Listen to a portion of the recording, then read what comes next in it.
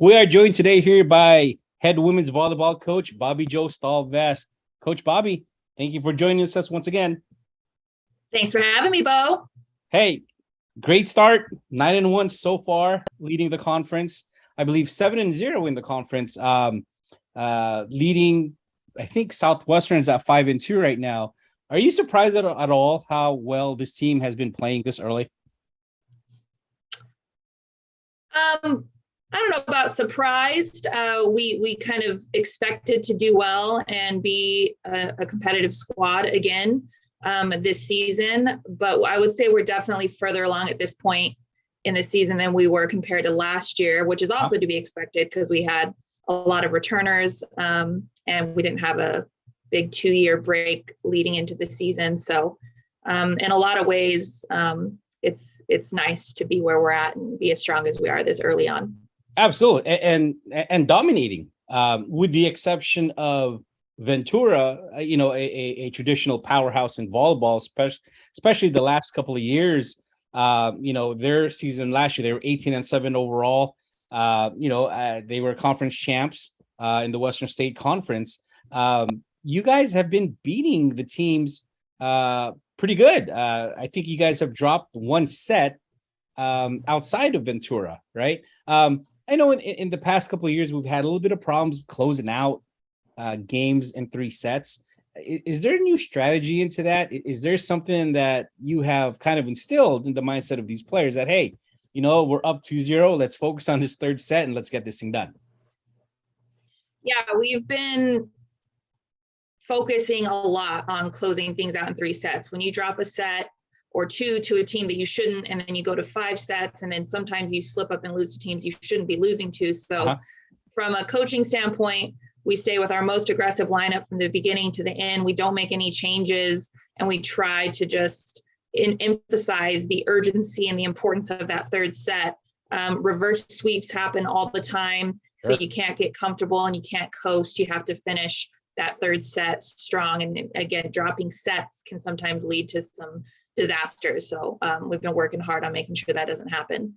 Absolutely. And we've seen it, and I've seen it where, we thought we're cruising along, and then that little bit of lapse per se, where we give the other team a little bit of hope. And next thing we're chasing and all of a sudden we're in the 5th set. So it's great to see that happening. Hey, Goff, Bakken, Derose, Sapara have all been playing tremendous this early.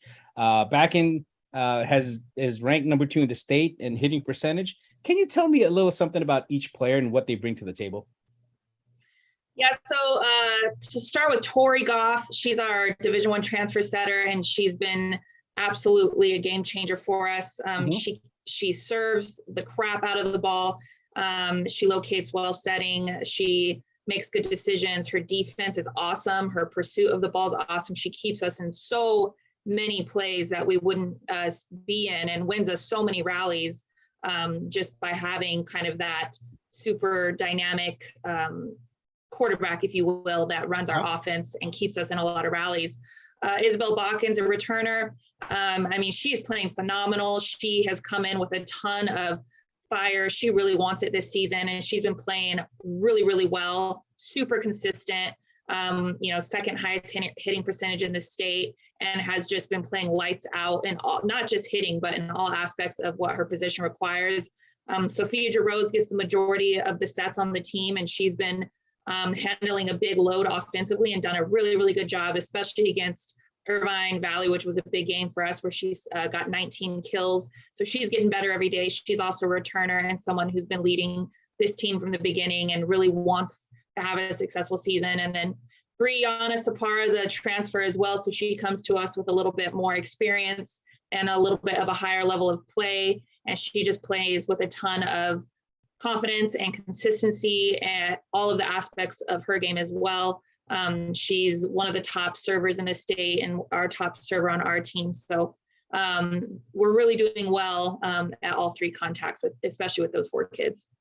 Absolutely. It seems like the players, the whole team came out of the gate strong, and it seems like they're just getting stronger. And I have a question regarding that a little bit later on. We have an important week coming up. Next couple of games. are all against conference opponents.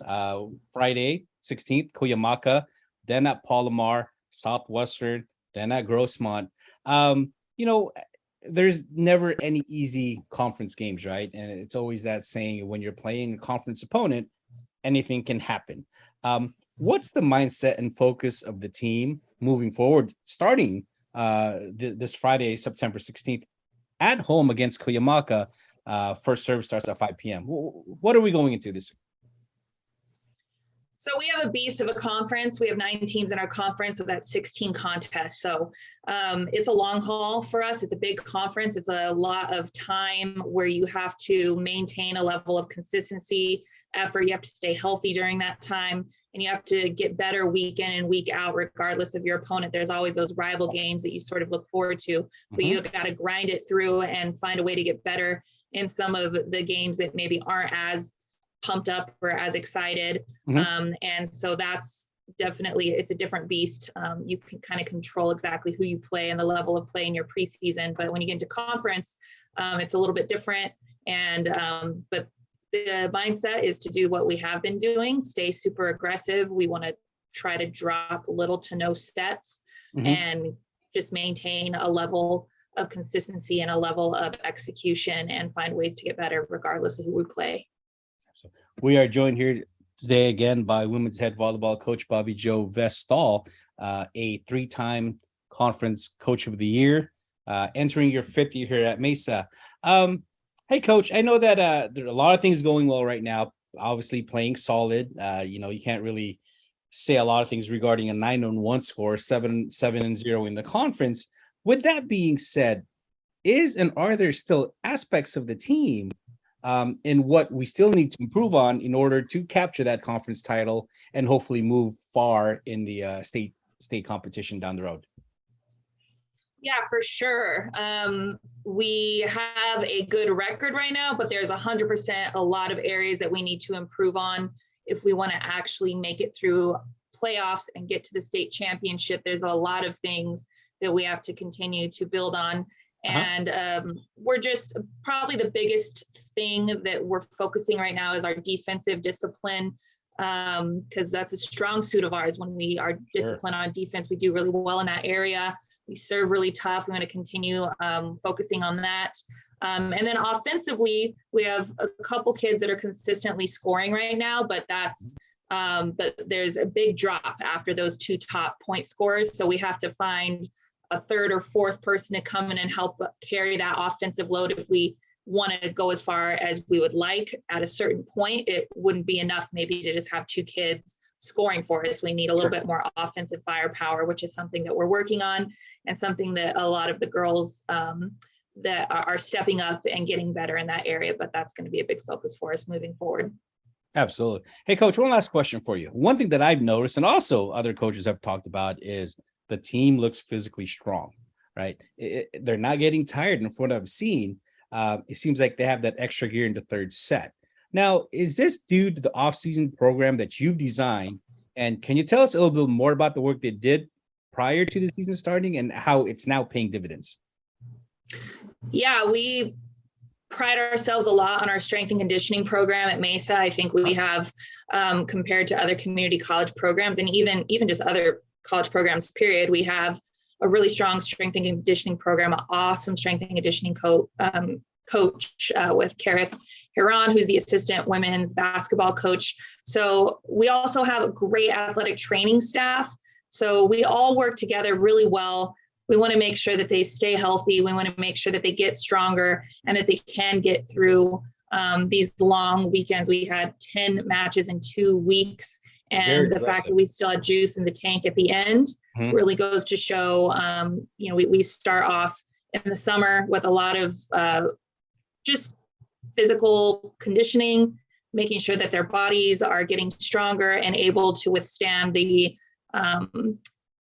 physical stress that it takes to make it through a season. And so it's just having awesome support at Mesa and having great people surrounding the women's volleyball team and helping us do well and stay physically healthy and strong. Absolutely, and that's one of the advantages of being at Mesa College. I know Tim Fisher, who leads the department down in the athletic training staff the last couple of years, and I'm telling you, they run a professional shop down there, and it obviously shows with the results of the teams, not just women's volleyball, but all the sports at Mesa. They do a phenomenal job taking care of the athletes, and I'm glad you brought them up because sometimes they kind of get overlooked.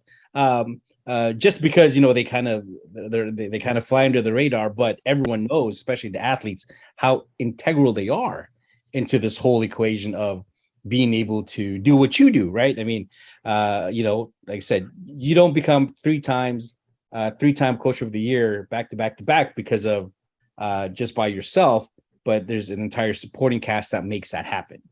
Absolutely, and I want to add too, we also have one of my good buddies, Angelina Waterman, comes in and does yoga with the girls ever so often.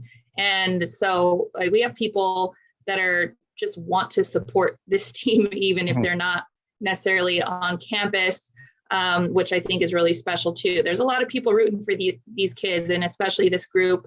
And we actually made it a point in our code of conduct and our team policies and procedures to say we will not lose a match or a tournament or a rally because we're out of shape. So it's just not an option for us. And again, something that we put a lot of emphasis into, and we have a lot of people helping make sure that happens. I love that. That kind of reminds me of my coach when I was in college, and the same thing. It's like, we can lose a match, you can lose a game because of you got beat, but you're not going to lose because you ran out of gas.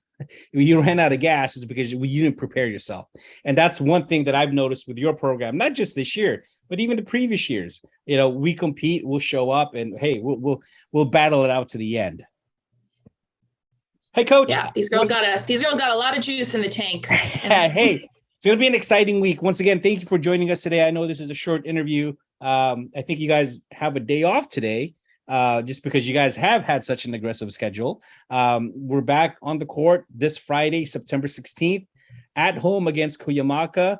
First serve starts at 5 p.m. And then again, Wednesday at Palomar, followed by Southwestern at home and at Grossmont on the 30th. So four very important games coming up.